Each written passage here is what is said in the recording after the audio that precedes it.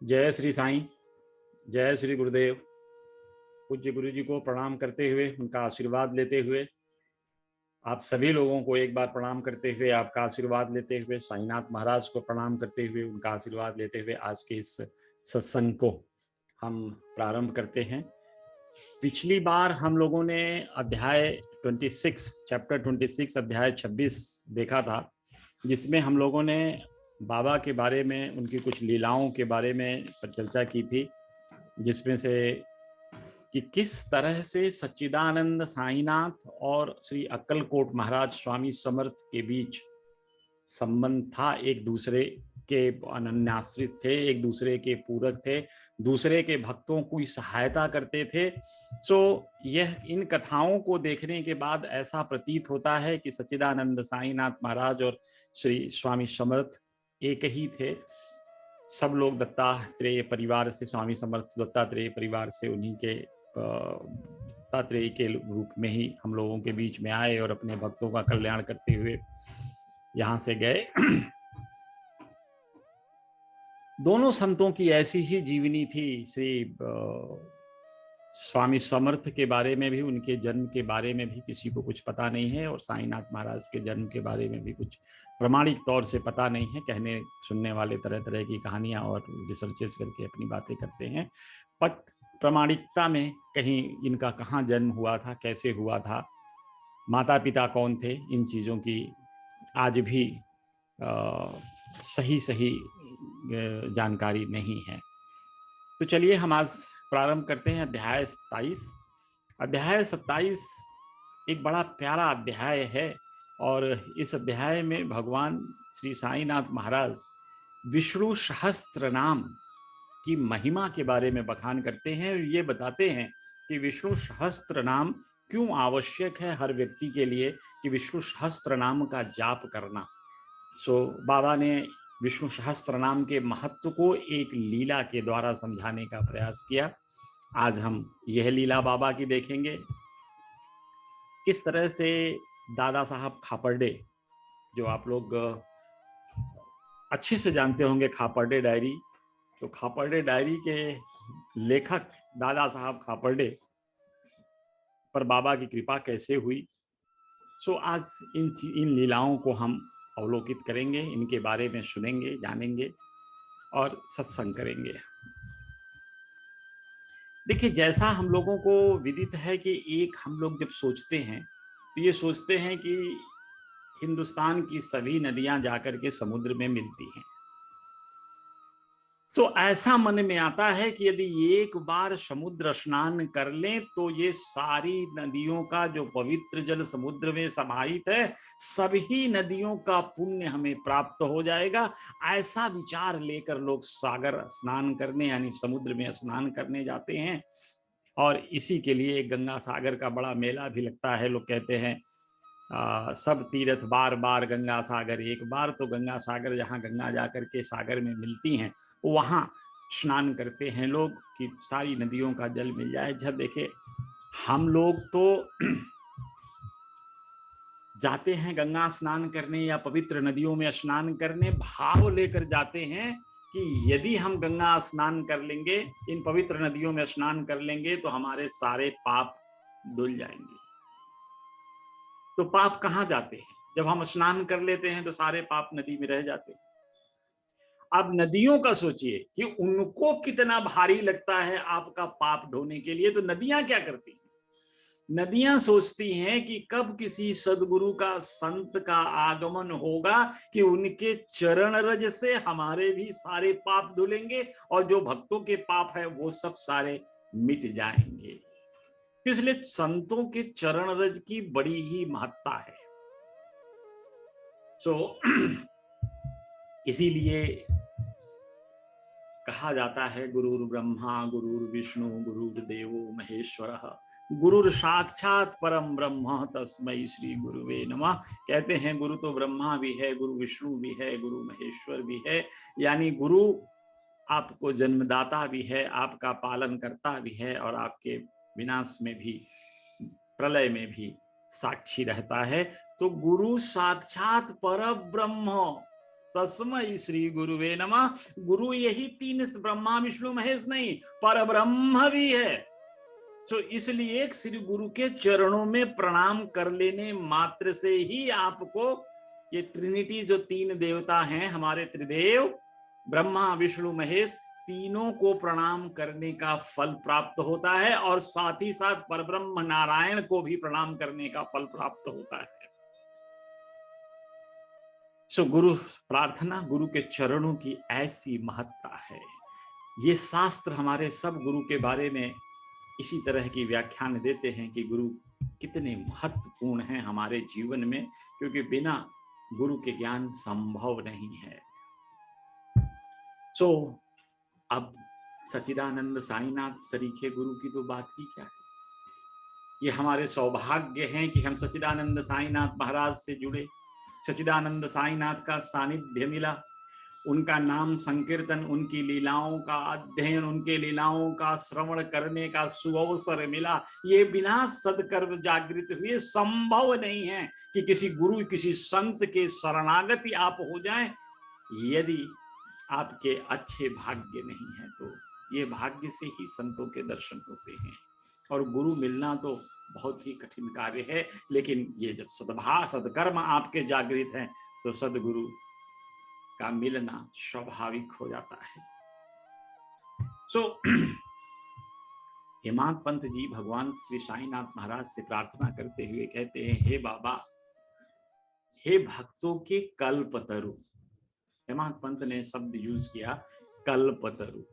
कल्पतरु यानी कामधेनु की तरह एक ऐसा वृक्ष जो आपकी इच्छा अनुसार आपको सब कुछ प्रदान करता है, इसलिए कल्पतरु कहते हैं। तो भक्तों की सारी इच्छाओं, मनोकामनाओं को पूर्ण करने वाले सच्चिदानंद साईनाथ को कल्पतरु के रूप में भी जाना जाता है, क्योंकि बाबा सभी भक्तों के तमाम इच्छाओं की पूर्ति किया करते हैं, चाहे वो भौतिक हो चाहे वो आध्यात्मिक हो।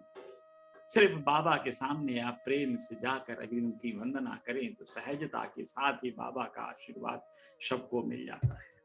इसीलिए हेमांत पंत कहते हैं कि हे श्री सच्चिदानंद साईनाथ महाराज, मैं तो चातक पक्षी की तरह हर समय आपके तरफ ध्यान लगाए रहता हूं कि कब आपका दर्शन हो जाएगा, कब वो स्वाति नक्षत्र की बूंद हमारे कंठ में पड़ेगी, जिससे हमें हमारी तृप्ति हो जाएगी, प्यास बुझेगी आप संतों के खोज की या अपने आध्यात्मिक गति की।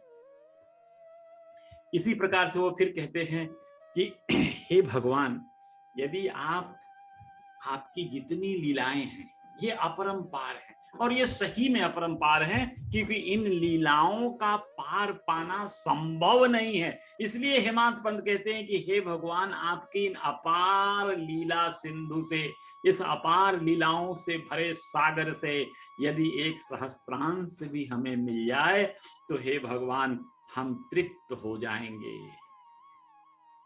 भगवान की अगर एक लीला को भी हम जी लें, उसके लीला में जो बाबा ने सिखाया है, दिखाया है, हमें समझाया है, यदि हम उसको आत्मसात कर लें, उस दिशा में अपने जीवन को चला लें, तो हम धन्य हो जाएंगे, इसमें कोई संशय नहीं है। तो सच्चिदानंद साईनाथ को फिर प्रार्थना करते हुए कहते हैं कि हे भगवान, मेरे हृदय में ऐसा भाव जगा दो कि मेरा चित्त आपके श्री चरणों में एकाग्र हो जाए।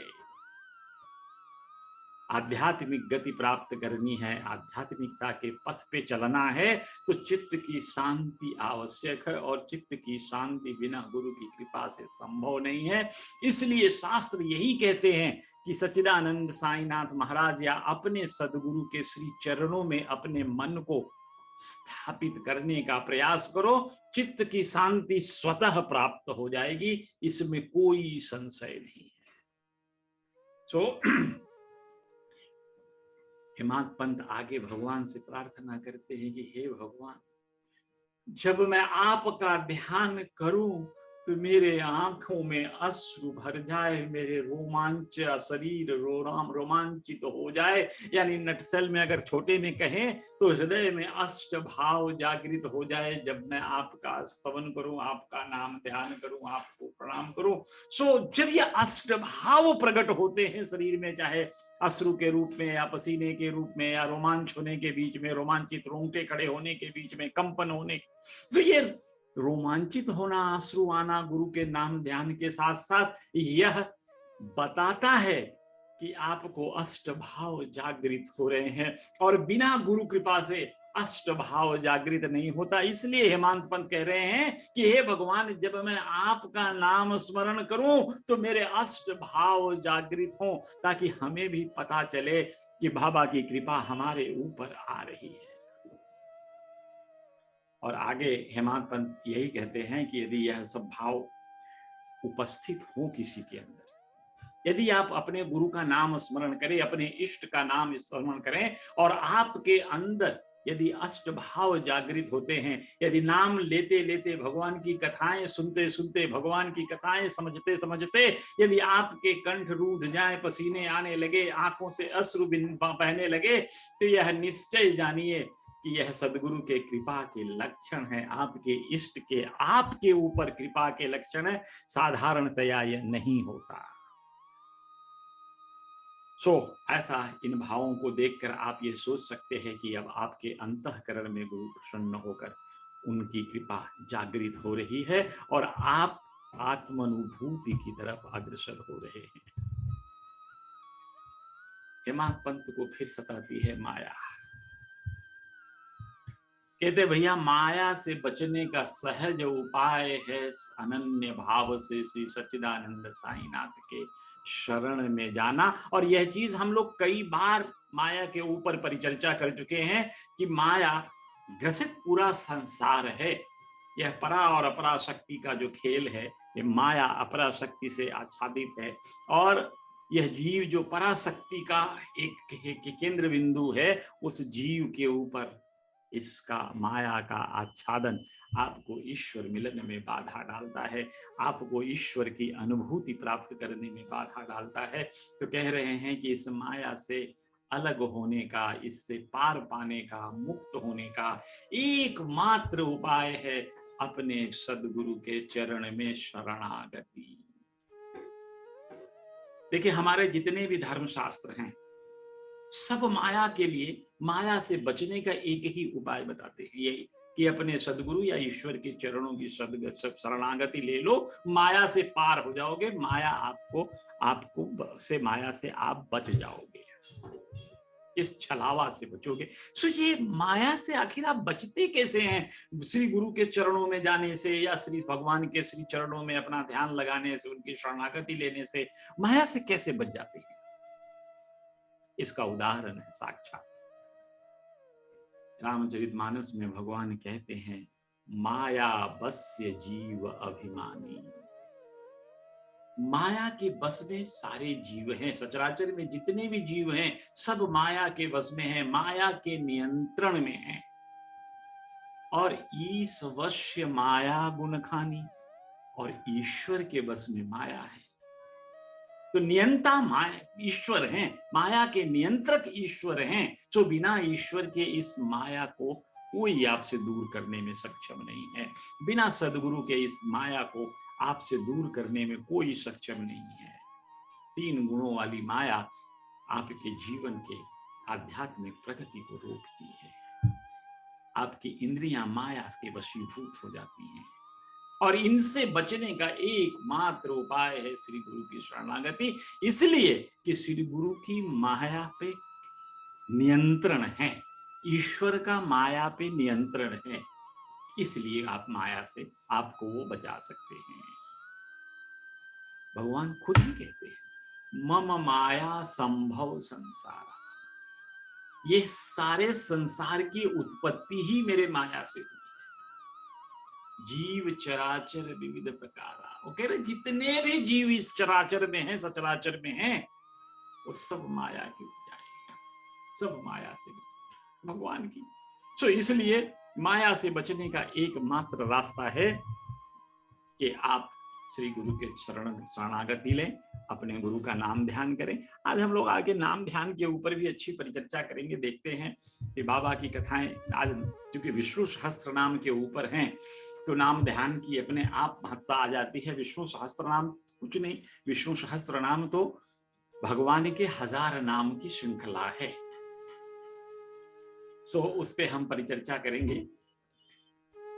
बाबा का एक विशेष, शिरडी में बाबा की एक कार्यशैली थी, और ये भक्तों का विश्वास भी था कि जब सच्चिदानंद साईनाथ के पावन कर कमलों से यदि कोई धर्म शास्त्र, धर्म ग्रंथ उनसे उनको स्पर्श करा करके जब बाबा के हाथों से प्राप्त होता था, तो भक्तों का ऐसा विश्वास था कि फिर उसका पठन पाठन, अध्ययन, मनन, चिंतन पूर्णतया लाभकारी होगा, आपको पूरा सुख और फल देने वाला होगा। ऐसी मान्यता उस समय थी। सो हर भक्त चाहता है कि क्यों न कोई जो भी पुस्तक उसको पढ़ने की, जो भी धर्मशास्त्रों से पढ़ने की इच्छा हो रही है, चाहे गीता हो, रामायण हो, एकनाथी भागवत हो, कुछ भी हो, वो लेकर बाबा के पास जाता था। बाबा अपने कर स्पर्श करके उसे वापस लौटा देते थे। तो फिर ऐसा प्रतीत होता था, ऐसा पूर्ण विश्वास लगता था कि यह ग्रंथ पढ़ने से अब मुझको बहुत फायदा होगा, और ऐसा होता भी था। एक बार काका महाजनी साहब एकनाथी भागवत लेकर आए। श्यामा ने यह ग्रंथ अध्ययन की उनसे लिया, मैं दे दो थोड़ा सा देख लूं, और लेकर के मस्जिद में पहुंचे। तब बाबा ने वह ग्रंथ श्यामा से ले लिया और इसे स्पर्श कर कुछ पृष्ठों को संभाल कर आ गया। बाबा ने कहा कि श्यामा, इस ग्रंथ को तुम संभाल कर रख लो। अब श्यामा चिंता में फंस गए, ये तो मैं काका महाजनी का ग्रंथ है और बाबा मुझे दे रहे हैं कि संभाल कर रख लो। तो काका महाजनी ने कहा कि बाबा क्षमा करें, ये ग्रंथ तो काका साहेब का है और यह उन्हें मुझे वापस लौटाना भी है। बाबा ने कहा, नहीं नहीं श्यामा, ये ग्रंथ तो मैं तुम्हें दे रहा हूं, ये एकनाथी भागवत तुम्हारे लिए है, इसे सावधानी पूर्वक अपने पास रखो और यह तुम्हारे लिए बड़ा उपयोगी सिद्ध होगा। यहां आशीर्वाद बाबा का मिल गया। सो सच्चिदानंद साईनाथ महाराज जब चाहते थे, जिसका उत्थान करना चाहते थे, उसको इसी तरह से अपना आशीर्वाद देते थे। दुगुणित शक्तियों, दुगुणित फलश्रुति के साथ इस ग्रंथों का अध्ययन करना भक्तों के लिए बड़ा लाभदायक होता था, और भक्त ऐसा ही किया करते थे। और यह प्रथा आज भी प्रचलित है। हमारे यहाँ भी जितने भी साईं डिवोटीज हैं, वो जब गुरुजी के पास जाते हैं तो कोई न कोई पुस्तक, चाहे गुरुजी द्वारा रचित हो, गुरुजी ने तो बहुत सारी पुस्तकों की रचना कर रखी है, तो वो लेकर जाते हैं और बाबा के हाथ से स्पर्श करा कर ले आते हैं, इस विश्वास के साथ, इस श्रद्धा के साथ कि इस ग्रंथ का अध्ययन उनके लिए फलदायी होगा। देखिए, यहाँ काका महाजनी ने भी कोई प्रतिकार नहीं किया। जब पुस्तक श्यामा को मिल गई तो काका महाजनी ने धीरे से वो पुस्तक, दूसरी पुस्तक लेकर आए, फिर बाबा को ले आके दी, और बाबा ने उस पुस्तक को फिर से छू करके, अपने हाथ से स्पर्श करके काका महाजनी को वापस कर दिया। अब हम चलते हैं विष्णु सहस्त्र नाम के बारे में। सब लोग जानते हैं विष्णु सहस्त्र नाम। विष्णु सहस्त्र नाम के बारे में मैं बता दूं थोड़ा सा, इसके कि विष्णु सहस्त्र नाम आई कहां से। सो विष्णु सहस्त्र नाम भगवान श्री विष्णु महाराज के 1000 नामों का संकलन है। आप सब लोग भली भांति परिचित होंगे कि महाभारत युद्ध हुआ था कौरव और पांडवों के बीच में, और जब यह युद्ध समाप्त हुआ तो चारों तरफ हाहाकार था, सन्नाटा था, सब मरे थे। जितने लोगों की मृत्यु हुई थी सब विचलित थे, दुखी थे। और भीष्म पितामह को भी आप लोग जानते हो कि सैया पे पड़े हुए थे, बाणों की सैया पे अपने प्राण की भगवान से प्रार्थना कर रहे थे कि उनका कब प्राणांत हो, भगवान कब उन्हें अपने पास बुला लें, उसका प्रतीक्षा कर रहे थे। ऐसा समय देख करके वेद व्यास जी और भगवान श्री कृष्ण ने आपस में विचार विमर्श करके कहा कि अब युधिष्ठिर को भीष्म के पास भेजा जाए, क्योंकि भीष्म के पास अब समय कम है, ताकि युधिष्ठिर उनसे धर्म नीति सीख सके। और यही धर्म नीति सीखने के लिए, उनका उपदेश लेने के लिए युधिष्ठिर को भीष्म पितामह के पास भेजा जाता है। और भीष्म पितामह युधिष्ठिर भीष्म पितामह के पास जाते हैं और उनसे प्रश्न पूछते हैं, और उनके उत्तर ही विष्णु सहस्त्र नाम कहलाए। युधिष्ठिर के प्रश्नों में से बहुत प्रश्न ये था कि सभी लोगों में सर्वोत्तम देवता कौन है, संसारी जीवन का लक्ष्य क्या पाना होता है, किसकी स्तुति और अर्चना से मानव जाति का कल्याण हो सकता है, सबसे अच्छा धर्म क्या है, और किसका नाम जपने से जीव को संसार के बंधन से मुक्ति मिलती है। ये सारे प्रश्न युधिष्ठिर ने उनसे पूछे थे।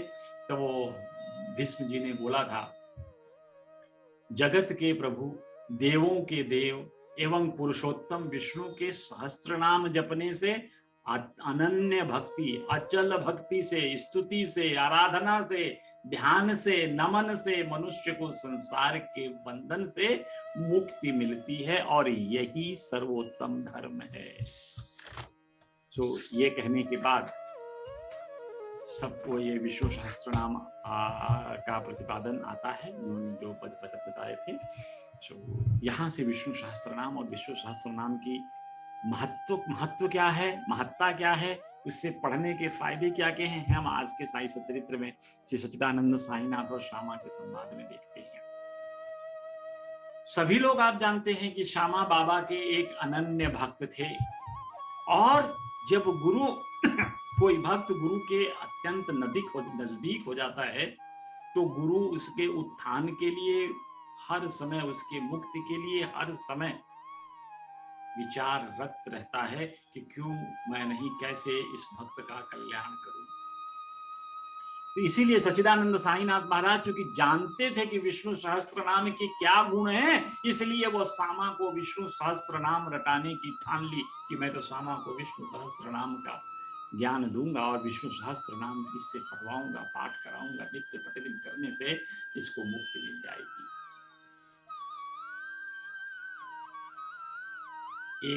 इसी समय एक रामदासी शिरडी में आया था और बाबा के पास ही रुका था। तो रामदासी का नित्य प्रतिदिन का नियम था कि उठना, नहाना, नहाना के बाद भस्म लगा के शरीर में आराम से श्री सच्चिदानंद साईनाथ के सामने बैठ करके विष्णु सहस्त्र नाम का अध्ययन करना। अब बाबा को ये लगता था कि ये तो पढ़ रहा है, ठीक है, लेकिन श्यामा से कैसे पढ़ाई जाए। तो बाबा ने एक लीला किया, बड़ा आनंददायक लीला है। तो इस लीला में बाबा ने क्या किया कि रामदासी को अपने पास बुलाया और कहा, रामदासी, मेरे उदर में, मेरे पेट में बहुत दर्द हो रहा है। तो किसी के गुरु के बारे में जब किसी को महसूस होगा कि गुरु कष्ट में है, तो वो तो व्यक्ति तत्पर ही, तत्क्षण ही हर तरह की सहायता के लिए तत्पर रहेगा। तो रामदासी ने कहा, महाराज मैं इसके लिए क्या करूं आपका। तो बाबा ने कहा, नहीं, मुझे थोड़ा सा इससे काढ़ा पीना पड़ेगा, और ये काढ़ा वाला जो औषधि है वो जो सोनामुखी का काढ़ा है, इसके पीने से ये ठीक हो जाएगा। तो रामदासी देखिए, उत्तम, मध्यम, निम्न 3 प्रकार के जो भक्त हैं, तो भगवान की जो अपने गुरु की आज्ञा मानकर तुरंत कार्य करने चला जाए, मध्यम प्रकृति का भक्त है। जैसे ही रामदासी को पता चला कि काढ़े की जरूरत है, सोनामुखी बोला, महाराज मैं जाता हूँ मार्केट से सोनामुखी लेकर के आता हूँ। तो ये चल पड़े सोनामुखी लेने के लिए। अब इधर क्या हुआ कि बाबा अपने आसन से उठते हैं और रामदासी के आसन तक जाते हैं। रामदासी जिस विष्णु सहस्त्र नाम का पाठ कर रहा था, वो विष्णु सहस्त्र नाम की पुस्तक लेकर के अपने आसन पर आकर बैठ जाते हैं और श्यामा को बुलाकर कहते हैं, श्यामा, यह विष्णु सहस्त्र नाम की पुस्तक अमूल्य है और मनोवांछित फल देने वाली है, इसलिए मैं तुम्हें यह प्रदान कर रहा हूं।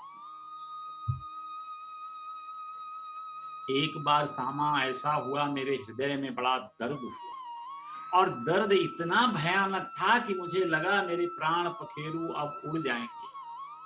तब मैंने विष्णु सहस्त्र नाम की पुस्तक अपने सीने पर रख ली, जिससे मुझे तुरंत आराम हुआ। इतनी महत्वपूर्ण विष्णु सहस्त्र नाम है, इससे मुझे बहुत सुख मिला था सामा। इसको रखने से ऐसा प्रतीत हुआ मानो श्री भगवान ही मेरे पास आ गए हों और मुझे मेरे दर्द से मुक्त कर रहे हैं। तुम एक श्लोक इसमें से प्रतिदिन पढ़ना, ये तुम्हारे लिए बड़ी लाभदायक होगी श्यामा। तो श्यामा कहने लगे कि महाराज, श्यामा के मन में एक चीज होने लगी थी कि बाबा आज मेरे और रामदासी में झगड़ा कराना चाहते हैं, इसलिए ये रामदासी की किताब मुझे लाकर दे रहे हैं। विष्णु सहस्त्र नाम संस्कृत में लिखा है और मैं अनपढ़ आदमी, मतलब कम पढ़ा लिखा आदमी, मैं संस्कृत कैसे पढ़ूंगा और उसका अर्थ कैसे समझूंगा, यह सोच करके सामा परेशान थे। और सामा को लगा बाबा तो मेरे और रामदासी के बीच में आज झगड़ा करा कर रहे हैं। यही बात उन्होंने सच्चिदानंद साईनाथ से कहा कि बाबा आप झगड़ा कराना चाहते हो। बाबा तो यहाँ तैयार थे एन केन प्रकारेण श्यामा को विष्णु सहस्त्र नाम की शिक्षा देना ही था, उनको विष्णु सहस्त्र नाम पढ़ाना ही था। तो उन्होंने कहा कि श्यामा, ईश्वर नाम के जाप का महत्व तुम नहीं जानते हो। यह सभी पापों से बचाकर सभी कुप्रवृत्तियों से हमारी रक्षा करता है। कुप्रवृत्ति मतलब जो हमारे अंदर गलत विचार आते हैं, इन विचारों को उत्पन्न ही नहीं होने देता। इतना इंपॉर्टेंट है नाम ध्यान ईश्वर का। अरे आप लोग सब लोग नाम, क्योंकि कहा जाता है ना कलयुगे नाम आधार। अब इस नाम को अगर देखना है तो हम दूसरे शास्त्रों में भी देख सकते हैं कि भगवान के नाम ध्यान की नाम की कहते कलयुगे नाम आधार। भगवान का कलयुग में मुक्त होने के लिए सिर्फ भगवान का नाम ध्यान करना ही पर्याप्त है, इसके अलावा कोई दूसरा साधन नहीं। गीता में भगवान श्री कृष्ण कहते हैं अनन्य चेताः सततम यो मां स्मरति नित्यशः तस्याहं सुलभः पार्थ नित्य युक्तस्य योगिनः। ये अध्याय 8 के 14वां श्लोक है। भगवान श्री कृष्ण कहते हैं कि हे अर्जुन, जो अनन्य भाव से निरंतर मेरा स्मरण करता है उसके लिए मैं सर्व सुलभ हूं, सदैव सुलभ हूं। देखिए कितना छोटा सा काम, सिर्फ स्मरण, भगवान का नाम स्मरण करने मात्र से ही भगवान ने कहा कि मैं सदैव सर्व सुलभ हूं। उसके लिए, किसके लिए? जो मेरा नाम स्मरण करता है। और इसी को रामचरितमानस में गोस्वामी तुलसीदास जी कहते हैं चहु युग तीन काल तिहु लोका भय नाम जप जीव विषेका। चहु युग, कलयुग की ही बात, गीता कलयुग की ही बात करती है, लेकिन यहां तो गोस्वामी तुलसीदास कहते हैं कि भगवान का नाम स्मरण चहु युग, चारों युगों में, तीनों काल में, तीनों लोक में जिसने भी ये स्मरण किया वो विशेष हो गया, शोक रहित हो गए। विशोका, शोक रहित, बिना शोक के, यानी उनके अंदर जो दोष था वो मिट गया, जो कारण था जिससे उनको दुख होता था वो मिट गया। किस लिए? सिर्फ भगवान का नाम ध्यान करने मात्र से।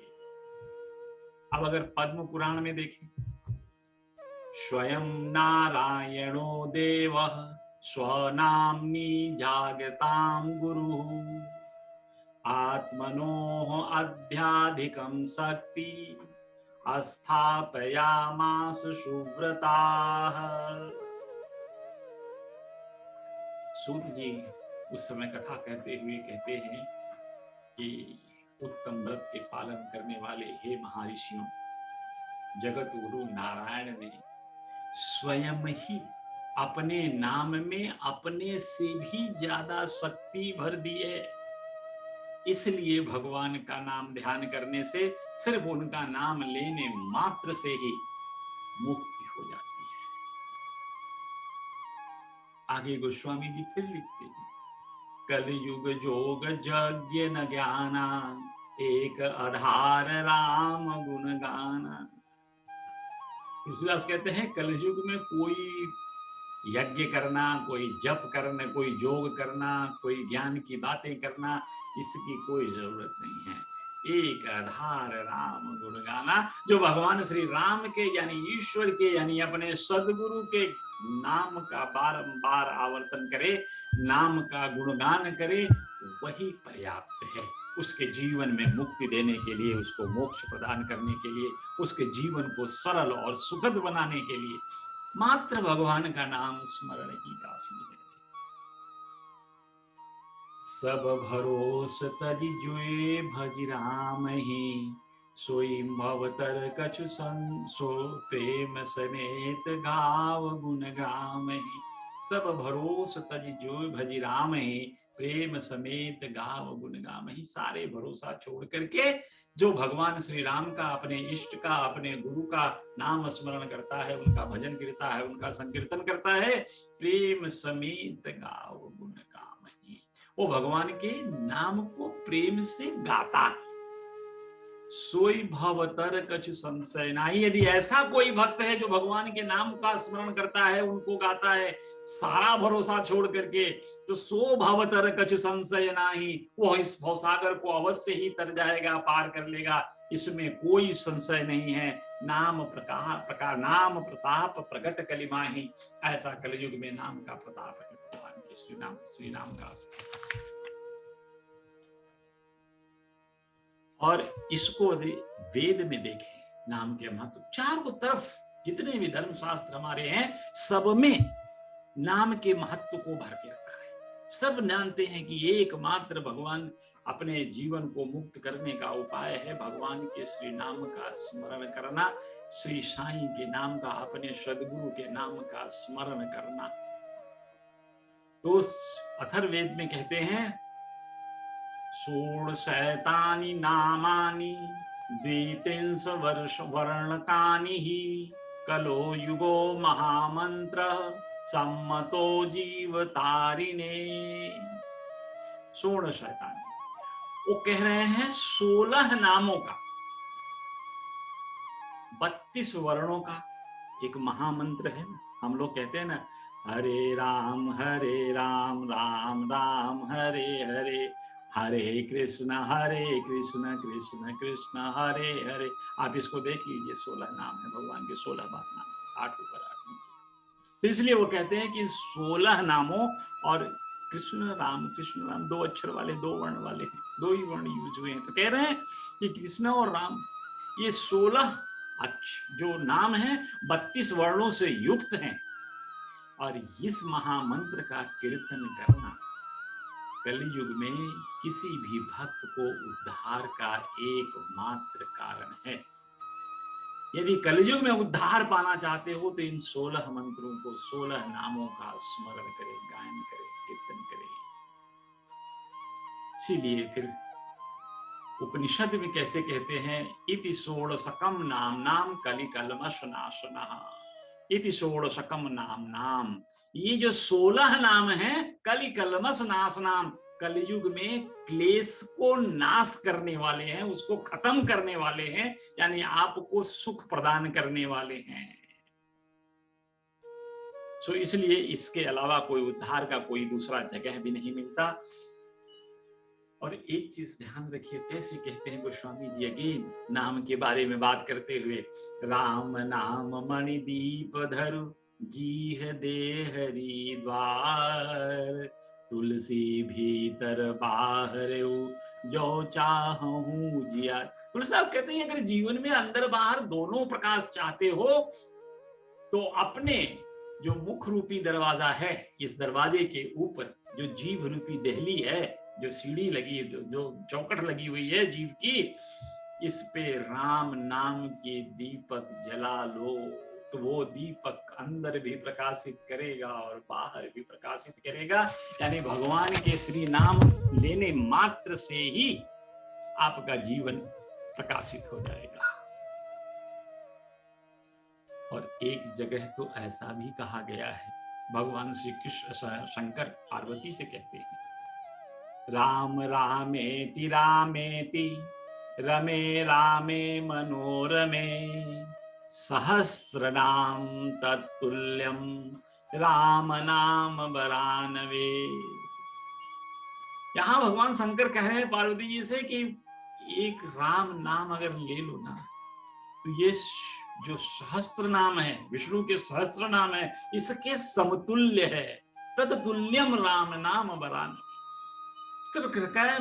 सहस्त्र नाम तत्तुल्यम, सहस्त्र नाम के तुल्य है भगवान श्री राम का नाम लेना, यानी अपने इष्ट विष्णु का नाम लेना। भगवान के कई स्वरूप है, किसी एक स्वरूप में राम में, और इसीलिए कहते हैं महामंत्र जो जपत महेशु काशी मुकत देव अवधेशु उपदेशु। काशी में जब मुर्दे जाते हैं, जब लोग लेकर जाते हैं डेड बॉडी को, तो राम नाम सत्य बोलते हैं, और यही राम नाम सत्य सुन करके भगवान शंकर उनको मुक्त प्रदान करते हैं उन आत्माओं को। महिमा जासु नाम गण राव प्रथम पूजियत नाम प्रभाव। भगवान गणेश ने भी अपने इष्ट भगवान विष्णु के नाम के प्रभाव को समझा, इसीलिए प्रथम पूज्य कहलाए। और एक चीज और ध्यान रखना, समय भी है कि भगवान का नाम, इसको बिना उदाहरण से समझाना। तुलसी ने तो यहां भी कह दिया कि तुलसी मेरे राम को रीज भजो या खीज, भाव पड़े जामे सभी उल्टा सीधा बीज। तुलसीदास कह रहे हैं कि राम का नाम मेरे भगवान को तो तुम चाहे गुस्से में भजो, मजबूरी में भजो, चाहे जैसे मर्जी आए वैसे भजो, पर भजो। क्यों? कि जब जमीन में बीज डालते हैं तो कोई सीधा है, उल्टा है, इससे क्या फर्क पड़ता है? बीज तो जर्मिनेट होगा ही, उगेगा ही। तो उसी प्रकार भगवान के नाम को चाहे गुस्से में भजते हो, प्रेम से भजते हो, जैसे भी भजते हो, भजो। एक छोटी समय में एक छोटी सी कहानी नाम का महत्व समझाने के लिए आपको और बता दूं, क्योंकि ये इस कहानी में आप लोगों ने नहीं सोचा होगा कि कभी भगवान राम और हनुमान में भी झगड़ा, युद्ध हुआ था। बड़ा भयंकर युद्ध हुआ था, एक तरफ राम, दूसरे तरफ हनुमान। देखिए युद्ध कैसे होता है, कारण क्या है। इस नाम को प्रकट करने के लिए, नाम के महत्व को प्रकट करने के लिए ये सारी लीला नारद ने रची। और एक बार की बात है कि एक संत समागम हो रहा था, जहां सारे सृष्टि के संतों को इकट्ठा किया गया था। तो उसमें एक राजा थे सुकंद जी महाराज, इनको भी इच्छा जगी कि मैं भी चलूं, संतों के दर्शन करके अपने जीवन को धन्य बना लूं। तो सुकंद जी चल पड़े। सुकंद जी जब चलने लगे तो नारद मुनि रास्ते में मिले, कह रहे मौका यही है, क्योंकि नारद को तो नाम का, भगवान के महिमा उजागर करना था। तो कहे ये लीला कर लेने लायक अच्छी है, सुकंद जी सीधे आदमी है। तो सुकंद जी को उन्होंने कहा, कह रहे सुकंद जी कहाँ जा रहे हो? उन्होंने कहा नहीं, संत समागम हो रहा है, जा रहा हूँ सबके आशीर्वाद प्राप्त करने महाराज। कहे बड़ा अच्छा है, जाओ, सबके तो चरण छूना, सब बड़े बड़े ऋषि मुनि आए हैं, लेकिन विश्वामित्र का चरण मत छूना। सुगंध जी को लगा कि ये विश्वामित्र का चरण छूने से मना क्यों कर रहा। सब लोग जानते हैं कि विश्वामित्र जी बड़े क्रोधी संत थे। तो सुकंद जी ने कहा कि भाई ऐसा क्यों कह रहे हो नारद जी? तो नारद जी कह रहे विश्वामित्र कोई संत थोड़ा है, वो तो देखो क्षत्रिय है ना, वो ब्राह्मण थोड़ी हो, क्षत्रिय है, संत बन गए तुम्हारे ही तरह है, तो अब उनका तुम क्या पैर छोड़ोगे? सुकंद मान गए, भाई गए, सम्मेलन में भाग लिया, सबको उन्होंने प्रणाम किया और विश्वामित्र को प्रणाम नहीं किया। तो विश्वामित्र को बड़ा दुख हुआ, गुस्से में आ गए। क्यों? कि सबते कठिन जाति अपमाना। जिस समाज में संत समाज में बैठे हैं वहीं उनका अपमान हो गया। जिसके वरिष्ठ समझते तो विश्वामित्र क्रोध हो गए और क्रोध में भागे अयोध्या। मैं थोड़ा शॉर्टकट में कह रहा हूं समय अभाव से। भागे अयोध्या, गए राम के पास। लक्ष्मण जी बोले महाराज क्यों? कहे कहाँ है राम, बुलाओ। लक्ष्मण जी कहे महाराज भगवान शयन करा। जब राम शयन करेगा तभी तो ये सब हो रहा है। राजा ही सो गया तो प्रजा का क्या हाल है? उसके राज्य में सब ऐसे ही चलेगा, चौपट होगा, संतों का अपमान होगा। तो लक्ष्मण जी के समझ में तो आ नहीं रही थी, तो भगवान ने गुरु का बात सुन लिया और भगवान आ गए बाहर। कहें गुरु जी प्रणाम, क्या हुआ? कह रहे तुम प्रणाम मत करो तो अच्छा है, क्योंकि देखो तुम्हारे राज्य में सुकंत ने मेरा बेइज्जती की, वहां संत समागम हो रहा, उसने सबके पैर छुए और मुझे प्रणाम नहीं किया, तो इतनी बेइज्जती तुम्हारे रहते। तो राम जी ने कहा कि नहीं ठीक है महाराज, अब मैं उसे दंड अवश्य दूंगा, मैं उसको मृत्यु दंड देता हूं। अब सुकंत को जब पता चला कि भगवान राम ने प्रतिज्ञा किया है मारने का, तो सुकंत कहां, जिसके सहारे था वही मारने जा रहा है, तो सुकंत को बचने का क्या उम्मीद। अब सुकंत एकदम परेशान, कहां करें क्या करें। तो सुकंत जी भागते हुए कहीं से मन में प्रेरणा जगी कि हनुमान जी से कुछ सहायता मिल सकती है, तो गए हनुमान जी से। अब हनुमान जी से अगर सुकंत ये कह देते कि भगवान राम से मेरी रक्षा करो, तो हनुमान जी कभी तैयार नहीं होते। तो हनुमान जी के पास जाके कह रहे हैं भगवान मैंने सुना है आपका नाम बहुत, आप सबकी मदद करते हो, आप मेरी भी मदद करोगे ना? तो कह रहे क्या है बताओ। तो ये कह रहा ना ना, पहले ये कहो कि आप मदद करोगे तभी मैं बोलूंगा, क्योंकि मेरे जीवन के पीछे कुछ लोग पड़े हैं, वो मुझे मारना चाहते हैं। तो हनुमान जी को लगा कि ऐसा कौन है तुमको मारना चाहेगा, तो ठीक है बोलो बोलो बोलो, मैं तुमको वचन देता हूं मैं तुम्हारी रक्षा करूंगा। तब उन्होंने कहा भगवान श्री राम। अब हनुमान जी दुविधा में फंसे गए, भगवान श्री राम तो अपने भगवान से, लेकिन अब तो उसने कहा कि आप तो वचन दे चुके हो हनुमान जी, अब आप जानो, बचाना हो बचाओ, नहीं बचाना हो मत बचाओ, आपने तो वचन दिया है। हनुमान जी जाते हैं भगवान के पास, राम के पास जाके कहते हैं कि भगवान इसको छोड़ दीजिए। तो राम ने कहा नहीं, मैंने प्रण किया है, कैसे छोड़ दूं। तो कह रहे हैं मैंने भी प्रण किया है कि मैं इसे बचाऊंगा। तो कह रहे हैं तुम्हें बचाना है तुम बचाओ, मुझे मारना है मैं मारूंगा। हनुमान जी चले आए, आए तो एक पत्थर के पे बैठ गए और पीछे इसको सुकंत को बैठा लिए और जय श्री राम जय श्री राम जय श्री राम जय श्री राम नाम पढ़ने लगे, नाम जाप करने लगे। अब रामचंद्र जी जितने भी युद्ध में बाण मारे, हनुमान जी के पास जाके सब ध्वस्त हो जाए, एक भी न लगे। पूरी बड़ी सेना लेके राम गए थे लड़ने के लिए, तब भी सेना भी कुछ ना कर पाए। तो लक्ष्मण जी को देख के बड़ा आश्चर्य हुआ कि हो क्या रहा है ये। तो तक लक्ष्मण जी ने एक बाण लगाया और हनुमान के सीने में बाण बेध दिया, उनके हृदय को बेध दिया, उसमें घुस गया। जब लक्ष्मण का बाण हनुमान जी को लगता है तो इधर राम जी मूर्छित होकर गिर जाते हैं। लक्ष्मण के समझ में ही ना आए कि ये हो क्या रहा है। मैं मारा हनुमान को, गिरे राम, देखा उधर से कोई हलचल नहीं हो रही है। तो लक्ष्मण जी भागे भागे गए और देखे कि हनुमान जी के हृदय में बाण लगा हुआ है और हृदय फट के बिखर गया है। और वहां देखा लक्ष्मण ने तो भगवान का दर्शन किया, कह रहे हृदय में तो राम। हनुमान जी तो हर समय नाम ध्यान करते हुए भगवान को अपने हृदय में रखे थे, और लक्ष्मण का वह बाण आकर के हनुमान के हृदय में लगा जहां श्री राम बसे। तो लक्ष्मण देखते हैं कि वह बाण तो भगवान के हृदय में लग गया।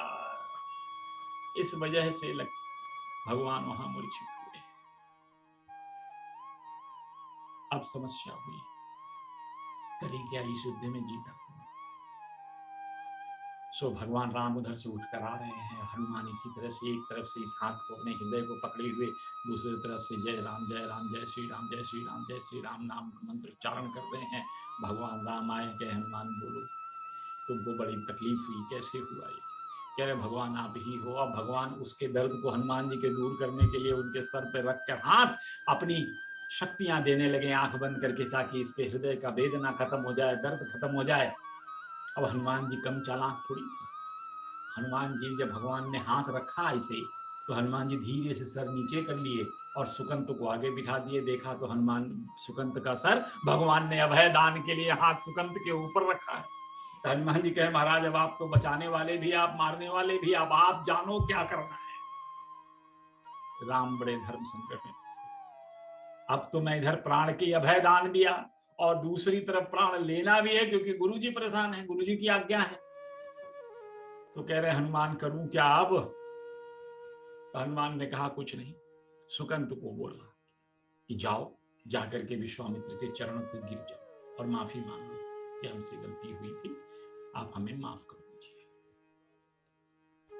तो विश्वामित्र के पास ही जाते हैं। विश्वामित्र ने कहा कि हाँ हाँ, हम संत कभी किसी को मारना थोड़ी चाहते, हम तो उसके विकार को दूर करना चाहते हैं, और तुमको इस इच्छा से तुम्हारा विकार दूर हो गया कि तुम संतों का अनादर नहीं करोगे, तो ठीक है, तुम जाओ। अब राम को बोले, अरे इसको मारो मत, छोड़ दो। तो राम ने उससे पूछा कि अच्छा, तुमको ये करने के लिए किसी ने कहा क्या कि तुम जाकर विश्वामित्र का अनादर करना? कह रहा, हाँ महाराज। किसने? कहे, नारद। तो नारद जी वहीं प्रकट हुए। राम ने नारद से कहा, नारद जी आपने इतनी ये क्यों की? नारद ने कहा, नहीं महाराज, मैं जहां जाता हूं वहां लोग मुझसे एक प्रश्न पूछते हैं, भगवान बड़े हैं या उनका नाम? महाराज, मैं उत्तर देते देते परेशान हो गया। तब मैंने सोचा कि यह लीला की जाए जिससे सबको पता चल जाए कि भगवान से ज्यादा महत्वपूर्ण भगवान का नाम है, तो वो नाम तारने वाला है। तो इसलिए महाराज मैं यह लीला किया। सो इस तरह से भगवान के श्री नाम का महत्व हम लोग के सामने आया, और सब समझने का, अपने जीवन में धारण करने का। देखिए, नाम ध्यान की इतनी लीलाएं, इतनी कथाएं मैं इतनी देर से पढ़ रहा था, इसलिए कि सबके हृदय में यह बात जम जाए कि नाम स्मरण, और ये आसान काम है। जहां कहीं भी आप जा रहे हैं कि हृदय में भगवान का नाम चलने दो ना, अपने गुरु का नाम चलने दो ना, अपने इष्ट का नाम चलने दो ना, श्वासों श्वास से बढ़ा लो, सब कॉन्शियस माइंड में नाम चलने दो, और विश्वास जानना इस नाम से आपका बड़ा उद्धार होगा। कभी संकट में जब वो नाम स्मरण करके देख लेना, प्रत्यक्षम किम प्रमाणम, जब कभी विपत्ति आए तो भगवान का नाम स्मरण करना, उनके श्री गुरु के चरणों में ध्यान करके, नाम स्मरण करके यह देखना, सदैव श्री गुरु का शरण मिलेगा। अब इधर देखिए, अपनी पुरानी कथा पे चलते हैं। ये रामदासी बाहर से, बाजार से सोना का वो काढ़ा ले, सोनामुखी काढ़ा लेकर आ गया, दवाई। पिछले अध्यायों में हम लोगों ने अन्ना चिंचड़ीकर जी का नाम पढ़ा था, उनकी कहानियां पढ़ी थी। चिंचड़ीकर जी भी नारद हैं, एक दूसरे नारद। जैसे ही वो आया, उन्होंने पूरी कहानी रामदासी को सुना दिया। अब रामदासी आग बबूला होकर चढ़ा भगवान के ऊपर, हम साईनाथ के ऊपर। कह रहा, ये क्या, आपने जानबूझकर मुझको यहां से भेज दिया, मुझे इसका अपने उदर दर्द के यानी पेट दर्द के बहाने मुझको बाहर भेज दिया, और ये श्यामा मेरी शास्त्र नाम की पुस्तक खुद ले लिया। यदि श्यामा तुम मेरी सहस्त्र नाम मुझे नहीं लौटाए तो मैं तुम्हारा सिर तोड़ दूंगा। बड़ा तेजी से नाराज हो गया, गुस्से में आग बबूला होके व्यर्थ कई तरह की चीजें बोलने लगा। इधर बाबा भी थोड़ा क्रोधित हुए। रामदासी, तुम ऐसा व्यर्थ की बातें क्यों कर रहे हो? तुम इतने दिनों से विष्णु पुराण सहस्त्र नाम पढ़ रहे हो, क्या इस विष्णु सहस्त्र नाम का यही प्रभाव तुम्हारे ऊपर आया? क्योंकि जब ईश्वर का नाम ध्यान करते हो तो माया से वंचित है, तुम तो माया के वशीभूत हो गए। इस साधारण सी पुस्तक के लिए तुम इस तरह की झगड़ा कर रहे हो? तो रामदासी को बाबा ने कहा कि श्री विष्णु का नाम स्मरण करने मात्र से ही चित्त की शांति मिल जाती है, और तुम कैसे व्यक्ति हो जो इतने दिनों से विष्णु सहस्त्र नाम का अध्ययन कर रहे हो और तुम्हारा चित्त अभी शांत नहीं हुआ? इस पुस्तक पर तुम्हें इतना ज्यादा मोह क्यों है? क्या तुम अभी भी अपने ममता को नहीं छोड़े हो? तुम तो एक रामदासी हो। अब इतना डांट के बाबा मुझे कहा, जाओ अपने आसन पर बैठो, पैसों से ऐसी कई पुस्तकें खरीद कर मैं तुमको दे सकता हूं। मैं तो यही चाहता था कि तुम तो संत हो, तुम्हारी तो तुम इतने दिनों से विष्णु सहस्त्र नाम का अध्ययन कर रहे हो, तो ये विष्णु सहस्त्र नाम तुम्हें कंठस्थ हो चुका होगा। अब इसमें तुम्हें पुस्तक की आवश्यकता नहीं है। इसीलिए मैं सोचा कि यह पुस्तक मैं श्यामा को दे दूं, ताकि श्यामा का भी उद्धार हो जाए, श्यामा भी विष्णु सहस्त्र नाम का अध्ययन करके श्री विष्णु के आशीर्वाद को प्राप्त कर सके। कितने अच्छे ढंग से बाबा ने रामदासी को समझाया। रामदासी शांत हो गया, और शांत होकर कह रहा है, कहते हैं कि आदमी होता तो है, मान तो गया, लेकिन अब कैसे? श्यामा, मैं ये किताब तुम्हें दे तो रहा हूं, पर मुझे पंचरत्नी गीता का एक प्रति चाहिए, एक किताब चाहिए मुझे तुमसे। तो श्यामा भी इतने देर से स्तब्ध थे, वो भी शांत हो गए। शांत होकर के खुश होकर के बोलने लगे, कह रहे हैं कि अरे तुम एक क्यों, मैं तुम्हें 10 ला कर दे दूंगा, तुम बोलो तो। अब आप इस कथा से समझने का प्रयास कीजिए कि सच्चिदानंद साईनाथ महाराज ने यह कथा क्यों कही। यदि यह कथा नहीं होती या लीला नहीं दिखाई होती सच्चिदानंद साईनाथ ने, तो किसी को भी विष्णु सहस्त्र नाम, ईश्वर का नाम जाप करने का महत्व समझ नहीं आता। तो बाबा की जीवनी ऐसी है कि बाबा जो कुछ भी अपने भक्तों को समझाना चाहते हैं, उनके जीवन में उतारना चाहते हैं, उसके लिए एक लीला करते हैं ताकि आदमी कभी भूले ही नहीं। प्रवचन में श्लोक बोलने से लोग कल भूल जाएंगे, प्रवचन श्लोक के अर्थ को कल भूल जाएंगे, लेकिन ये एक लीला देखेंगे उसका, तो उस लीला को याद रखते हैं। और इसलिए श्यामा ने ये रामदासी और श्यामा का यह बाबा ने यह लीला दिखाया, तो इससे हम आप सब लोगों के समझ में आ गया। और श्यामा का देखिए, अल्प शिक्षित होते हुए भी श्यामा ने इतनी अध्ययन कर ली विष्णु सहस्त्र नाम की कि जो नारके जैसे जो इंजीनियरिंग कॉलेज पूना में थे, इंजीनियरिंग किए हुए थे, नारके को भी विष्णु सहस्त्र नाम का अर्थ समझाने में समर्थ हो सके, ऐसी बाबा की कृपा है, ऐसी गुरु की कृपा है, ऐसा नाम जप की कृपा है, नाम ध्यान की कृपा है। तो इसलिए जब कभी भी, मैं तो यही आग्रह करूंगा आप लोगों से, जब कभी भी मिले 10-20 बार भी भगवान का नाम ले लेना, बड़ा काम आता है और बड़ा पुण्य है। और धीरे धीरे धीरे धीरे आपकी जो कुप्रवृत्तियां हैं, जो बुरे विचार है, धीरे धीरे धीरे धीरे खत्म हो जाएंगे। एक बार की और बात है कि एक हमारे बाबू साहब जोग थे, जो आरती बाबा किया करते थे, आप लोग जानते हैं। उनको लोकमान्य बाल गंगाधर तिलक जी द्वारा लिखा हुआ है गीता का भाष्य, उसकी एक प्रति पार्सल से मिला, तो कांख में दबाए हुए थे और गए बाबा का दर्शन करने। तो जैसे ही दर्शन करने लगे तो कांख हाथ जोड़े तो ये खुला और खुल के नीचे गिर गया। तो बाबा ने कहा ये क्या है, तो पार्सल के लिफाफे में से वो उन्होंने उस गीता को निकाला और निकाल करके बाबा को दिया।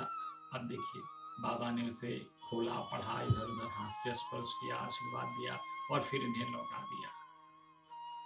और बाबा यह कहते हुए लौटाए थे कि इसका ध्यान पूर्वक अध्ययन करते रहो, इससे तुम्हारा कल्याण होगा। यही रीत शिरडी में चली आती थी, यही रीत आज भी गुरु जी सतपथी जी के द्वारा चलाई जा रही है। लोग जाते हैं उनके आशीर्वाद के लिए, उनके पास पुस्तकें लेकर के, बाबा अपने कर स्पर्श करके ये पुस्तक मुझे वापस कर दो, तो ये हो रहा है। सो एक और कथा, समय 10 मिनट है, एक और कथा है इसमें खापर्डे साहब के बारे में। खापर्डे साहब के बारे में आप सब लोग जानते हैं। खापर्डे साहब अमरावती के रहने वाले थे, बड़े धनाढ्य व्यक्ति थे, बड़े अच्छे वक्ता थे, वकील थे, बड़े अच्छे वक्ता थे। कितना भी अच्छा वक्ता हो, जब सदगुरु के सामने जाता है तो उसकी वाणी ऐसा लगता है जैसे कि उस पर कुछ लग गया हो, विराम लग गया हो। वो सच्चिदानंद साईनाथ के सामने खापर्डे जी एक शब्द भी नहीं बोल पाते थे, बूटी जी भी नहीं बोल पाते थे, नूलकर जी भी नहीं बोल पाते थे। ये 3 भक्त ऐसे थे कि जो बाबा के सामने नतमस्तक होकर हर समय सिर्फ बाबा को सुनने के लिए खड़े रहते थे। तो खापर्डे साहब एक बार जब शिरडी में आए थे, वैसे तो खापर्डे साहब शिरडी में खापर्डे साहब की डायरी के नाम से मशहूर है, आप लोग जानते होंगे, पढ़ेंगे तो शिरडी में ये करीब 5 बार गए थे। पहले बार जब आए थे तो ये 5 दिसंबर 1910 को गए थे शिरडी में और 12 दिसंबर 1910 तक रहे थे। दूसरी बार जब ये आए तो 6 दिसंबर 1911 को आए और 15 मार्च 1912 को गए। ये बड़ा लंबा पीरियड था। इसी पीरियड में ब्रिटिश गवर्नमेंट ने इनको अरेस्ट करने के लिए सेडिशन चार्जेस लगा करके इनको अरेस्ट करने की बात चल रही थी, तो जिससे बचाने के लिए बाबा ने इनको यहाँ से जाने नहीं दिया। और इसका बाबा ने इनकी मिसेस को 29/12 मतलब 29 दिसंबर 1911 को इनकी मिसेस को बताया था ये सब सारी चीजें। सो ये सच्चिदानंद बड़े अंतर्यामी और अपने भक्तों को हर तरह से बचाते थे। तो यह देखिए, आपत्ति विपत्ति ब्रिटिश सरकार से जो आ रही थी उसमें से भी उनकी रक्षा किए। सो वो कहानी हमने बाद में कभी फुर्सत मिलेगी तो करेंगे, आज समय अभाव के कारण हम इसको नहीं ले पाएंगे। सो ये जब खापर्डे की पत्नी के साथ वहाँ रहते थे, पत्नी का काम था मिसेस खापर्डे का कि नित्य प्रतिदिन दोपहर को बाबा के लिए भोग बनाना और सच्चिदानंद साईनाथ को ले जा करके उसको भोग के लिए अर्पित करती थी। बाबा दोपहर के भोजन में वो भोग ग्रहण करते थे। सब थालियां लग जाती थी भोग के लिए। बाबा का यही रीति था कि शिरडी में जब दोपहर होता था सब लोग अपनी अपनी थालियां ला के रख देते थे। बाबा थोड़ा थोड़ा सबको प्रसाद भी बांटते थे हर थाली में से, और थोड़ी थोड़ी अपने को लेकर के। बाबा बड़े अल्पाहारी थे, इसमें कोई संशय नहीं। बाबा बहुत कम खाना खाते थे।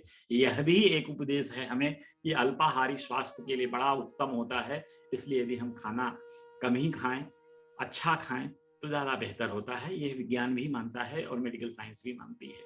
सो खैर, सो बाबा उस दिन उन्होंने एक दोपहर को थाली लेकर आई, तो बाबा ने अपना फटाक से उठाया।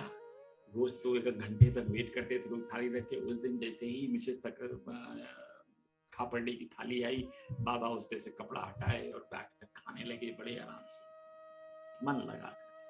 श्यामा ने देखा तो कह रहे हैं कि बाबा, तुम किसी की थाली रोज ऐसे पड़ी रहती थी, इतने चाव से खाते थे, आज इस थाली में क्या विशेषता है कि पकड़ कर तुम जब तक बड़े प्रेम से अकेले इसी थाली से खाने लगे?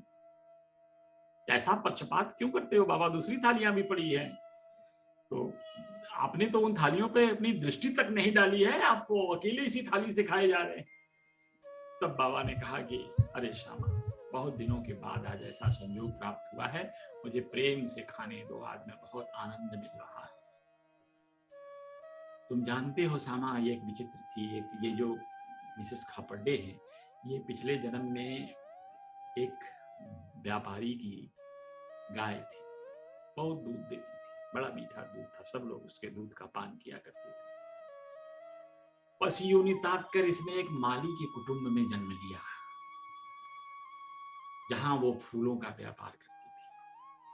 उसके बाद इसने एक क्षत्रिय वंश में जन्म लिया और इसका ब्याह एक व्यापारी के साथ हो गया। इससे दीर्घ काल तक, बहुत दिनों तक इससे कोई भेंट मुलाकात नहीं हुई थी। तो श्यामा आज जब इसका प्रसाद मेरे सामने आया तो मैंने कहा प्रेम से खा लेने दो, इसलिए मैं आज प्रेम से खा रहा था। देखिए कैसे भगवान है, कैसे गुरु है जो भक्त अपने भाव से ले। कितने जन्मों से बाबा अपने भक्तों को पालन करते, भक्तों का फॉलो करते रहते हैं, भक्तों का देख रेख किया करते हैं। हम लोग तो ये मान के चलते हैं कि अभी इस जन्म में जानते हैं, लेकिन सच्चिदानंद साईनाथ महाराज तो अपने भक्तों को कई जन्मों से सहारा देते हुए चले आ रहे हैं। इसीलिए इस जन्म में हम लोग बाबा के शरण में आ गए। ये उनकी कृपा है, इसके अलावा और कुछ नहीं। भोजन किया बाबा। भोजन करने के बाद सच्चिदानंद साईनाथ महाराज विश्राम करने लगे, और विश्राम करने लगे तो जब मिसेस खापर्डे को मौका लगा तो मिसेस खापर्डे उनका पाद सेवन करने लगी, पांव दबाने लगी। अब यह ईश्वर की प्रकृति देखिए कि जब मिसेस खापर्डे सच्चिदानंद साईनाथ महाराज के पांव दबा रही थी, उसी समय सच्चिदानंद साईनाथ महाराज मिसेस खापर्डे का हाथ दबाने लगे। भक्त और भगवान दोनों एक दूसरे की सेवा में रत हो गए। इससे अच्छा उदाहरण भक्त और भगवान के बीच कहां देखने को मिलेगा। जब श्यामा यह लीला देखे तो श्यामा का हृदय रोमांचित हो गया, आंखों से अश्रु गिरने लगी, और गिरते गिरते श्यामा मुस्कुराते हुए कह रहे हैं, भगवान भक्त एक दूसरे की सेवा कर रहे हैं। मिसेस खापर्डे की सच्ची भक्ति देखकर सच्चिदानंद साईनाथ ने उन्हें राजा राम का जप करने का मंत्र दिया। कह रहे हैं अगर तुम इस मंत्र का मां जाप करती रहोगी तो तुम्हें अपने जीवन का ध्येय प्राप्त हो जाएगा। तुम शांत चित्त होकर अपने आध्यात्मिक प्रगति को प्राप्त करोगी। अगर शास्त्र के हिसाब से देखें तो जो बाबा ने यह मिसेस खापर्डे के साथ किया, इसको शक्तिपात कहते हैं। यानी गुरु में शिष्य द्वारा शक्ति का संचार। ऐसे ही कहानियां देखने को मिलती हैं कि जब गुरु जाने लगता है या गुरु सोचता है कि अब समय आ गया है, तो शक्तियों को शिष्य में ट्रांसफर करता है, हस्तांतरित करता है। तो ये गुरु शिष्य संबंध अनन्य है। भगवान और भक्त, गुरु और शिष्य अनन्यो आश्रित हैं, एक दूसरे के साथ हैं, इनमें कोई विभेद नहीं। सो इसलिए उनमें जो भेद समझे गुरु और शिष्य में, वो अपरिपक्व लोग होते हैं, अपूर्ण लोग होते हैं, उन्हें ज्ञान की आवश्यकता है, क्योंकि सब ईश्वर के ही अंश हैं। जीवात्मा का शिवात्मा तक का सफर भी संभव है, और यदि आप अच्छे कर्म करते हुए अपनी जीवात्मा को इवॉल्व करते हैं, एवोल्यूशन होते होते होते होते आप वो भी कर सकते हैं, इसमें कोई समस्या नहीं है, क्योंकि सब ईश्वर अंश, जीव अविनाशी, सब जीव ईश्वर के ही अंश हैं। तो आज की इस सत्संग को मैं यही विराम देता हूँ। श्री सच्चिदानंद सद्गुरु साईनाथ महाराज की